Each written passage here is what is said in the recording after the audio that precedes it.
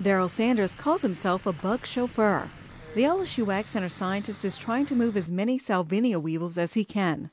He was near Houma working with crews from the U.S. Fish and Wildlife Service and the Louisiana Department of Wildlife and Fisheries to harvest and distribute weevils to combat the invasive aquatic plant giant Salvinia, which is clogging waterways across the state. You have to transport the entire plant infested with weevils.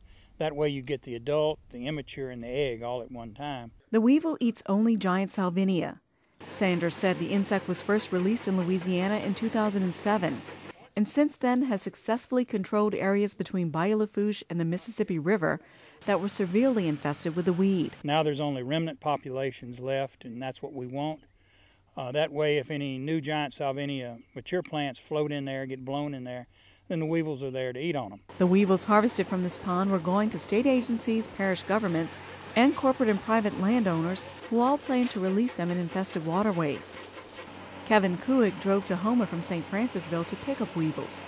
He planned to release them later that day on land he owns in Jeff Davis and Calcasieu parishes, where giant Salvinia has become a major problem.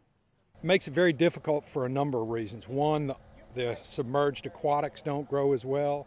Two, you can't traverse the canals because those floaton mats are just impossible for most motors to get through. Salvinia has been a problem in the state for more than 10 years. Weevil releases are part of a broader control strategy.